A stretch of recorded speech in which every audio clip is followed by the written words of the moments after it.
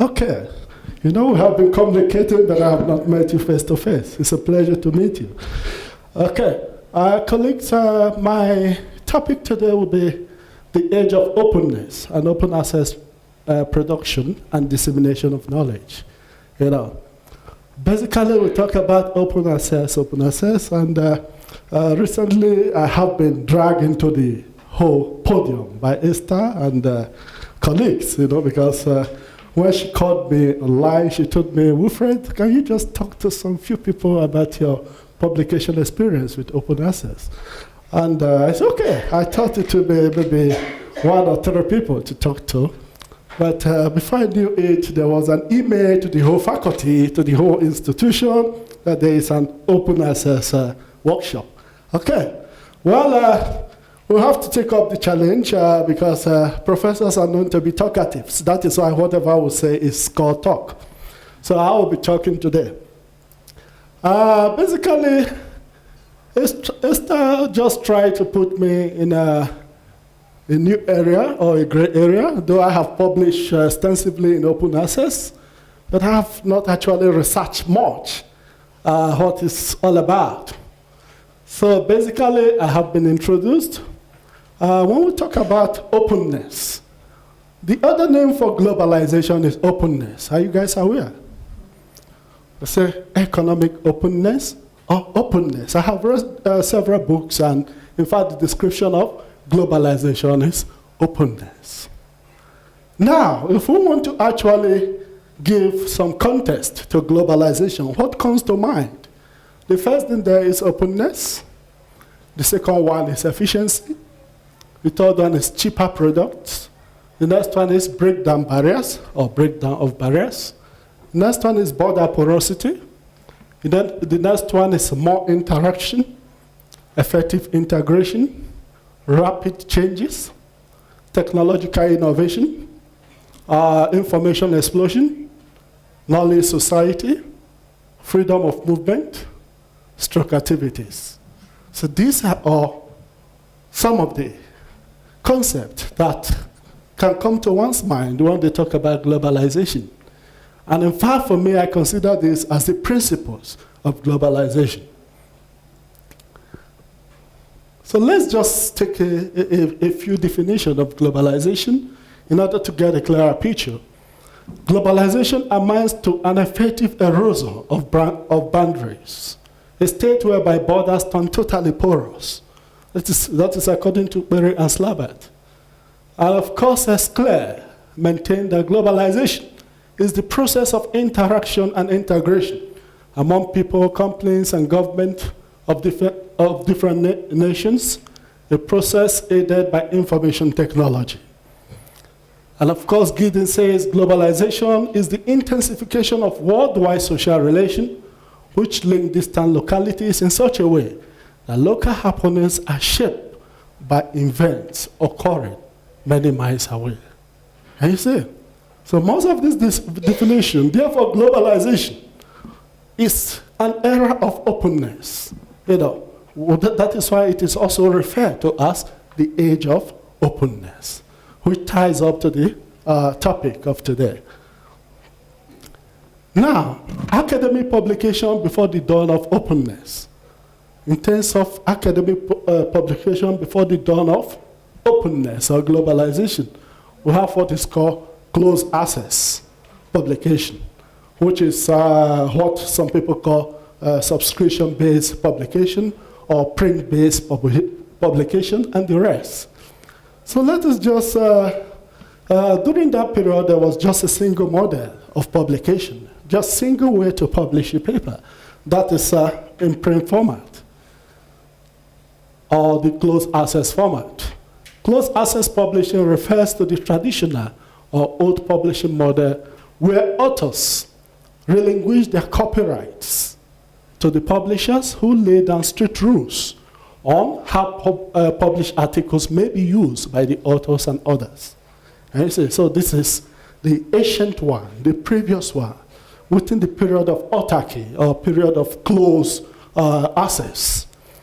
Then, of course, closed access journals are normally sold on subscription basis by publishers to libraries, organizations, individual readers, to recover their cost and make profit out of the process. Now, this was actually taking place before the spread of technological innovation, such as internet. The closed access journal was the only medium then through which publishers can actually spread the work of scholars or scholarly activities. Now, challenges with closed access publishing. We just have to just contextualize or look at the challenges relating to closed access journal. One major challenge is monopolistic tendencies. You know, they were monopolies. They were in charge of everything. They were not ready to own up. You know, and in terms of monopolistic tendencies, that is, publishers hold rights without allowing authors to reuse published version of their paper beyond fair use, what they call normally fair use. And of course, the second one there is authors were not permitted to deposit any version of their paper to any repository or website. And the next one is authors' full text, metadata, and citations were not available in machine-readable format. They were not available electronically. They were in hard copies. And the next one is the cost of production was increasingly rapid. Or the cost of production was actually going high and high. Then also, there was also rising cost of subscription for libraries and readers. That is one of the major issues. You know, these monopolists or monopolies in terms of publishing were increasing their cost of production, or were increasing the cost, the price they charge to librarians. And we have other anomalies, such as restricted access to poor countries due to high subscription cost. You know, because of this challenge, there was a kind of restriction in terms of the spread of knowledge to developing countries, to poor countries. You know, I know that to a certain extent, South Africa has actually made a mark, but there are other countries like Bangladesh, Nepal, and the rest. These people may not have the resources to actually. So that is why, according to Swan and Chan, so at the beginning of this millennium, more than half of research-based institutions in the poorest countries had no current journal subscription, and over 20% had an average of 2 subscriptions. You see? So that was actually a major challenge. And of course, there is another issue of poor attention to poor countries' contribution to knowledge. There was just this focus, Eurocentric focus, or Western focus, you know. Why totally ignoring that actually we also have knowledge, and of course, knowledge started from Africa, Egypt. So there was actually that tendency to relegate our own part of extension of knowledge to other people. Then also there was also a restriction on the spread of information and knowledge because of this kind of closer publication model. And also, that also led to a reduction in readership, which affected the impact of articles that were published in the closed access journals or the print journals, and of course the impact of the articles and of course the journals. Then we came to all those challenges led now to, you know, kind of retort, a kind of thinking something new. What can we do in order to change the dimension? And of course, that led to the triumphant emergence of open access publishing. Open access publishing coincided with the dawn of globalization and, of course, technological explosion. We have been told that, of course, globalization is a product of technological explosion, or the technological explosion is also a product of globalization. So they complement each other. And of course, another realization that information and knowledge has become visual, global asset that should be shared and not be hoarded. These are the things that are triggering a kind of new reasoning, you know, in terms of starting an open access publishing. According to Nia, he said in a knowledge economy, visual asset will replace physical asset. Visual asset, if we take it in the context of our open access, yes, visual assets will replace book or printed form of articles or the rest, And the economy would not be that of scarcity, but rather abundance. There will not be scarcity of information and knowledge. Knowledge and information will be in abundance, which will also bring progress in other areas of human endeavor. So unlike most resources that deplete when used, information and knowledge can be shared and actually grow through application. Okay, so basically the above statement reinforces the idea of open access journal. It supports the idea to go open. So open access, let's see what the definition is talking about. So open access provides the means to maximize the visibility and thus the uptake and use of research outputs. It said open access is the immediate, online, free availability of research output without the severe restriction on use commonly imposed by publisher copyright agreement. It is definitely not vanity publishing. Some people try to criticize open access as vanity publishing, or self-publishing, not about the literature that scholars might normally expect to be paid for, such as book for which they hope to earn royalty payments. It consigns the output that scholars normally give away free to be published, such as peer-reviewed journal articles, conference papers, and data set of various kinds. That's according to Swan and Chang. So in terms of open access, there is one common thing, one feature. Authors pay through their institution or sponsors or funding agencies for the publication of their research paper, which is published through all pervasive electronic media. So the difference between the closed access and the open one is that in the closed access, normally publishers take your work, they produce it and sell it and make their profit. But now, this product is restricted from the general public. And in the case of open access, authors pay for their page fee or processing fee. But now, this particular product is spread across the globe for everybody that is interested to read it, which is something good, because without information, nations perish. So that is part of the issue. There are 3 forms of open access, although I saw about 4 forms. Maybe I need to be updated by Lazarus. So we have the gold, the green, and the gray, according to my literature and science. The gold is actually when you are given freedom to deposit the preprint and the postprint into any archive, your self-archive or your institutional archive. The green one is when already closed access journals grant you now the permission to deposit their published papers into your institutional repository. Now, in terms of the gray is actually none of the above. That is when there is silence, in terms of whether you need to deposit your document into a particular repository. So these are just the forms, just for your information.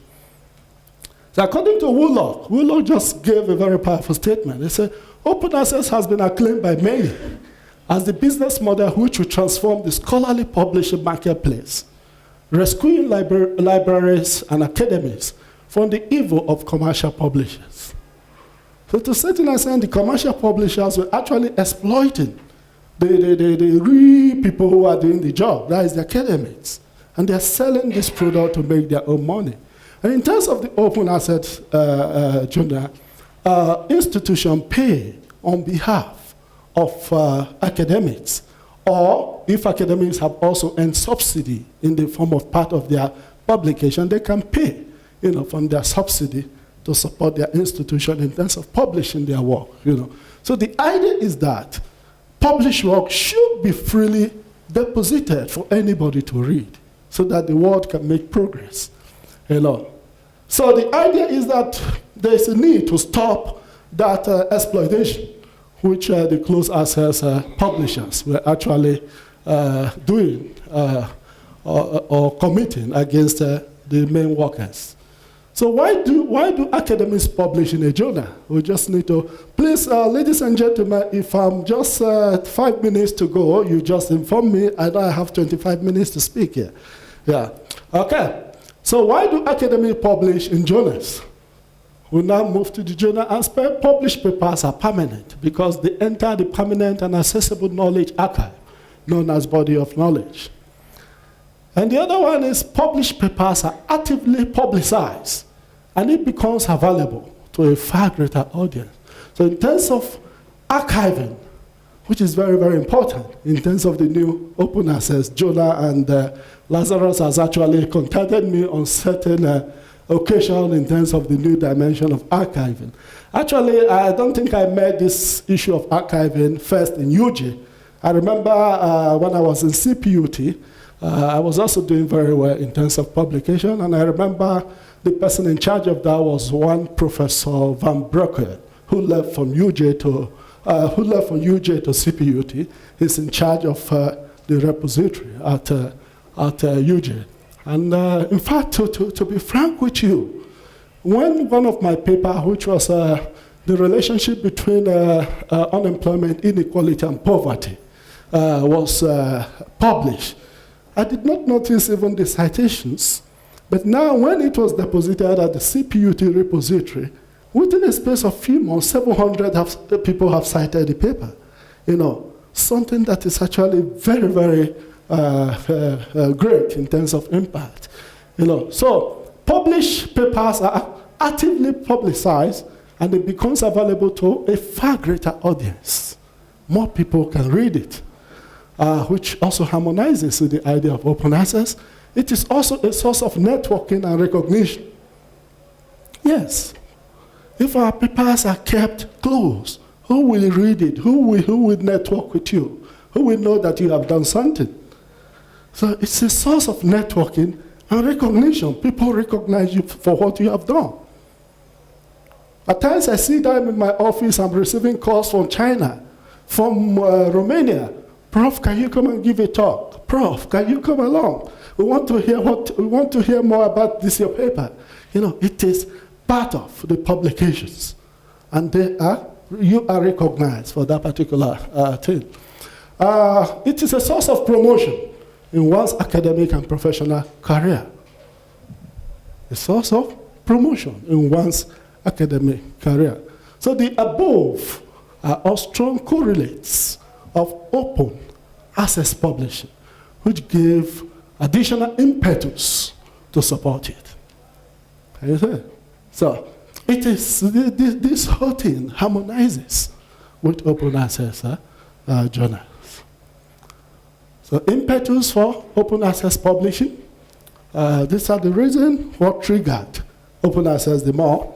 The first one there is journal subscription cost increased astronomically, while library budget have not increased at the same pace. Can you see? And the next one is open access became another possibility for libraries to afford access to their institution academic inputs in order to avoid costly journal subscriptions and rigid licensing agreements. For open access, open publishing accelerates the impact of research by spreading it to a wider audience, particularly to scholars and others in poor countries with low budgets. So these are some of the impetus for open access. Then the next one is open access. Copies of published paper are easier and quick to retrieve using search engines such as Google or Google Scholar than to retrieve it through the library or journal website. I remember when Esther called me about this paper, I didn't actually have any clue, but within a few days I was able to download a lot of information on open access. That is because of the new dimension. Information has proliferated. That I, jumping from my area of research interest of globalization, I'm not talking on open access. Can you see? So information has proliferated. So the next, and keep pointing in mind, Previously, in order to search for papers through electronic media, we go to the website of the journals or go to the website of institution in order to obtain paper. But nowadays, we can obtain papers through Google Scholar, and Google Scholar will take us to the institutional website or the journal website. So we can even locate journals now through papers, not locating papers through journals. Can you see? There's a reverse in terms of trend. A change, which is part of the elements of globalization that I have enumerated initially. So the next one is open access repositories can provide usage data to show the number of times articles have been downloaded, the number of hits achieved, and the location or region where an article is most cited, like Lazarus informed us initially. And you see, he was able to show us the places where our papers are cited the more or read the more.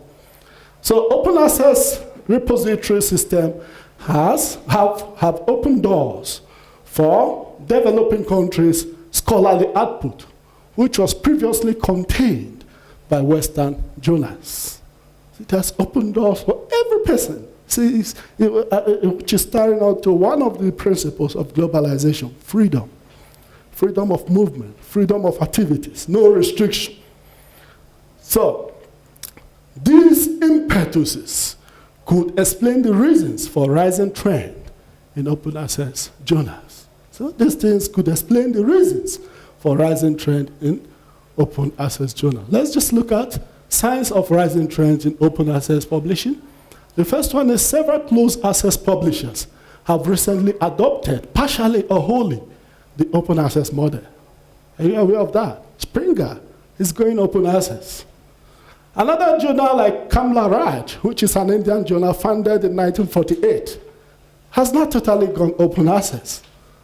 And you see, I remember as of just 2 years ago, I was still receiving my paper from Kamla Raj in form of hard copies and in form of electronic version. But last year, or was it early this year, when I called, contacted Kamla Raj, I have published a paper, why is the hard copy not coming? They said, no, sir, we don't have money for that hard copy again. Everything is open access, everything is electronic. Can you see? So it is expensive to actually do the print, So basically, several closed access publishers have recently adopted open access. Now another one there is majority of new publishers have embraced the open access. Most of the new publishers entering into the market, they are not ready to go that hard copy route. They are embracing the open access. Huge funding towards open access initiative. There are huge funding now. People, I think also Lazarus alluded to that. For instance, Queensland University of Technology in Australia is actually releasing a lot of heavy fund in terms of supporting open access initiative. And of course, Canadian Funding Agency and so many funding agencies are now actually supporting and approving the initiative. There are about 200 journals in the ISI list, and several IBSS listed journals are currently open access. So who is telling us that it is a vanity publishing when high index is actually recognizing what open access journals are doing? So several university libraries have become proponents, just like Lazarus is now doing, and also the first speaker, telling us why we must go open access. Proponents of open access journal and have independent repositories in different institutions. Then, of course, a dramatic increase in the citation and impact of open access journals. People are citing open access journals now more than the closed access journals. And you see, because when you just go to the internet, you get the material you're looking for. You go ahead, you cite it. So, basically, because it is open, it is not closed. And of course, more indexing bodies, or what people can call regulatory bodies, have sprung up in the open access domain, such as Directory of Open Access Journal, Open Access Journal Gate. AJOL is also the South African one. It's African Journal Online.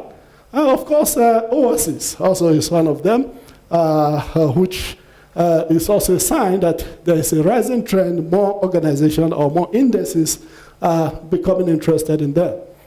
For example, within a period of 10 years, 2003 to 2013, Director of Open Access Journal has enlisted almost 10,000 open access journals, of which 5,619 are searchable at article level, spread across 21 countries, with 1,521,640 articles in 2013. So that is actually astronomical progress in terms of open access journal.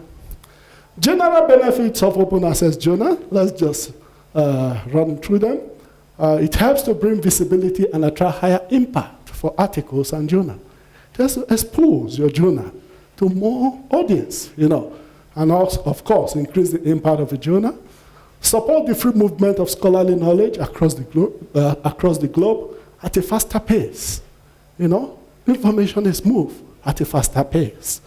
Then the next one is enable good evaluation and management of published scholarly work. Good review, evaluation of what you have actually published. Those are part of the benefit.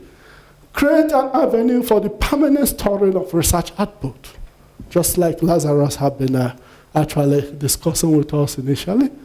Give others the opportunity to criticize scholarly published work and also get feedback out of that. Because it is an open environment, somebody can take up your paper and criticize it and tell you some positive aspect of your paper and also tell you where improvement can actually be done in terms of that knowledge. And of course, make it simpler to obtain information on recent development in research. When it is open, everybody can know, where is the direction of research? Where can we actually anchor our research into in terms of our niche areas? Then another one is support the funding application of researchers. Open access also help to support the funding access of researchers. If you apply for fund in the NERF will just go to Google Scholar or this. That is why also the new Google Scholar Index having most of it's already in the NERF. Can you see it? So they can just know what you are doing. If you are actually an active researcher, then they can actually they can release the fund for you to do more research. Then offer new prospects for the archiving and storing of important digital works. Facilitate cross-boundary research. People can now do research across the globe. I was discussing with some colleagues the other day. I told them, one of my strengths is international collaboration. Anywhere I visit for conference or for any activities, I make friends. And we think that's one thing to do. And also some people also see my name in the internet, in Google, and they call me, Prof, can we just work on this? I say, these are also facilitate cross-boundary collaboration. Minimizes the workload of researchers. You don't need to be carrying all books. I remember when I was doing my PhD, I was carrying a lot of heavy books. At times I feel very tired, but now, hello? But now you can just go electronically and get all the information and do your research. So we need to, reduce the weight of the load. And of course, enhances the rating of an institution or university.